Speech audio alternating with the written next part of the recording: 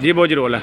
السلام علیکم جی، میں ہوں سید علی حسین بخاری اور آپ دیکھ رہے ہیں میرا ڈیجیٹل چینل سید علی حسین بخاری آفیشیل. جناب آج کے کچھ 5-6 اپڈیٹس ہیں جو کہ بڑی امپورٹنٹ ہیں. ان کو جلدی جلدی سے ڈسکس کریں گے اور ان پہ میں آپ کو قانونی تجزیہ جو ہے وہ بتاؤں گا. یہ خبریں ویسے ہماری عوام ساری سنتی ہے خبروں میں ٹی وی پہ، لیکن جو لوگ نہیں سن پاتے ان کے لیے کچھ ان خبروں کے علاوہ قانونی تجزیہ بڑا امپورٹنٹ ہے. اس میں سب سے پہلے جو ہے وہ جو تھوڑی سی پرانی بات ہوگی لیکن ڈسکس کرنی ضروری ہے. عثمان ڈار صاحب کا جو ڈر ہے اور ڈان نیوز کو اس کے بعد ایک ڈنڈا ملا اور اس کے بعد صداقت عباسی صاحب کی صداقت سامنے آئی. لیٹسٹ جو چیز ہے وہ حماس کے حملے ہیں اور اسرائیل اس سے جو بدحواس ہوا اس کو ہم ڈسکس کریں گے. اور اس کے علاوہ جو ہے نون لیگ کے حوالے سے پریکٹس اینڈ پروسیجر ایکٹ میں نواز شریف صاحب کے ساتھ اب کیا ہوگا اور ان کا ایک جلسہ بھی جو کوکر پہ ہوا. اچھا، کل کی بات ہے، کل ہم ایوان عدل کے باہر دیکھ رہے تھے کہ بنیادی حقوق کے حوالے سے جو کچھ معاملات پینشن کے حوالے سے انٹرم سیٹ اپ جو ہے انہوں نے ایک بہت بڑی زیادتی ظلم کیا ہے پینشن والوں کے لیے، وہ اس کو ہم ڈسکس کریں گے. اور سائفر کیس کے بعد اب کیا ہونا ہے. اس کے علاوہ پی ٹی آئی کا جو ہے وہ اب اس جو پریکٹس اینڈ پروسیجر ایکٹ ہے وہ میں نے اپنے پچھلے ویلاگ میں مکمل ڈسکس کیا ہے. اس کے حوالے سے ہم صرف یہ ایک پہلو دیکھیں گے کہ پی ٹی آئی کو اس کا کیا فائدہ ہوتا ہے یا نقصان ہوتا ہے. اچھا جی، حماس سے ہم سٹارٹ کرتے ہیں. جی حماس اور اسرائیل، پیلسٹائن اسرائیل، یہ اس حوالے سے ہم دیکھ رہے ہیں کہ آج تقریباً 4واں-5واں دن ہے، جنگ جاری ہے. یہ دنیا کی سمجھ لیجئے کہ بڑی جنگوں میں سے اب ایک جنگ خدا نخواستہ بننے کی طرف جا رہی ہے. اس میں جو حماس ہے اس نے 1000 سے زیادہ اسرائیلی لوگوں کو، جو اسرائیلی ہیں ان کو آئی وڈ سے کہ وہ مر گئے ہیں اور کئی حماس کے 700-800 فلسطینین جو ہیں وہ بھی شہید ہو گئے ہیں. اس حوالے سے جو ہے وہ جو دنیا ہے وہ بٹی ہوئی ہے، کچھ فلسطینینز کے ساتھ ہے. جی سر. اور جو کچھ لوگ بلکہ جو عالمی طاقتیں ہیں وہ اسرائیل کے ساتھ ہیں. جیسے کہ امریکہ نے، یونائٹڈ اسٹیٹس نے، وہ تو کھلم کھلا اعلان کر دیا کہ نہیں ادھر نہیں ہوا، وہ باہر ہوا ہے ہائی کورٹ کے باہر. امداد بھی دینا شروع کر دی ہے. اور ان کے میرے بھائی میں باہر سے کہاں سے لاؤں، میں خواب آ گئی مجھے باہر انہوں نے لڑائی کر دی ہے. یہ سارے معاملات ہیں.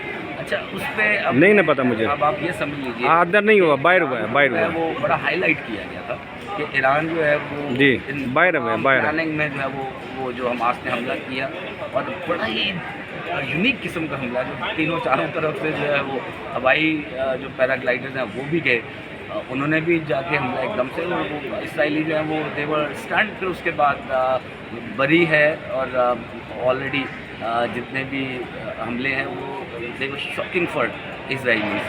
اچھا، اس پہ کہا گیا، پہلے یہ کہتا رہا امریکہ کہ ایران جو ہے وہ اس میں شامل ہے اور ملوث ہے ان حملوں کی ساری پلاننگ میں، لیکن اب کہا جا رہا ہے، اب امریکہ نے بھی کہا کہ اس میں ہمیں ابھی کوئی خاص شواہد نہیں ملے.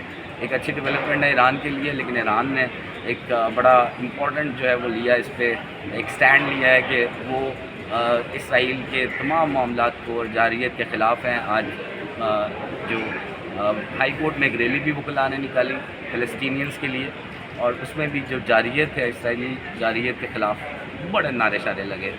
اچھا، اس کے علاوہ قطر جو ہے ایک میڈیٹر کا رول ادا کر رہا ہے. پھر اس کے بعد چائنا، رشیا جو ہے وہ پیلسٹائن کے ساتھ ہیں.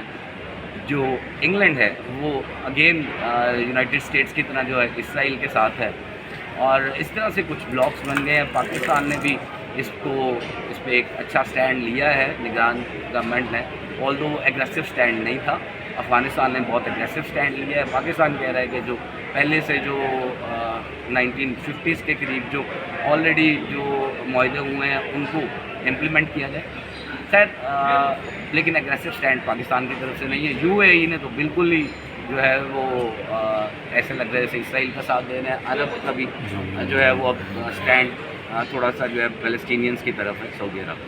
تو یہ تو سارے معاملات ہیں جو کہ غزہ اور جو فلسطین اور اسرائیلیوں کے خلاف چل رہے ہیں. لیکن اب ایک جو تشویشناک چیز ہے وہ یہ ہے کہ ایئر اسٹرائکس بہت زیادہ ہو رہی ہیں غزہ میں، اور اب وہاں پہ جو لوگ رہ رہے ہیں ان کے لیے دعا گو ہونا چاہیے کہ ایک تو ویسے تو بہت سے لوگ جا چکے ہیں اور مصر جو ہے وہ ان کے لیے ابھی تک بارڈر نہیں کھول رہا، لیکن آن دا ادر ہینڈ ایک بہت امپورٹنٹ چیز یہ ہے کہ جو غذا کی ترسیل ہے وہ روک دی گئی ہے، پانی کچھ گھنٹوں کے لیے رہ گیا ان کے پاس، یہ ساری چیزیں جو بڑی امپورٹنٹ ہیں۔ تو اچھا اس کے بعد ہم اس ولاگ میں بڑی امپورٹنٹ چیزیں وہ ڈسکس کر لیتے ہیں جلدی سے، وہ ہمارے لیے بہت امپورٹنٹ بھی ہے۔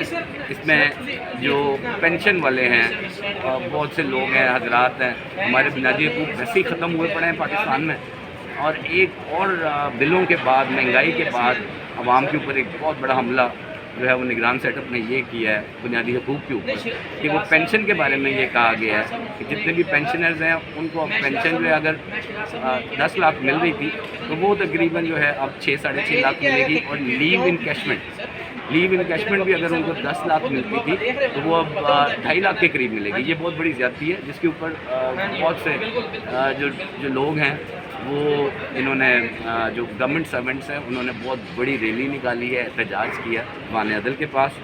یہ نہیں ہونا چاہیے جی، اور اس کی مذمت کرتے ہیں ہم قانونی لحاظ سے بھی۔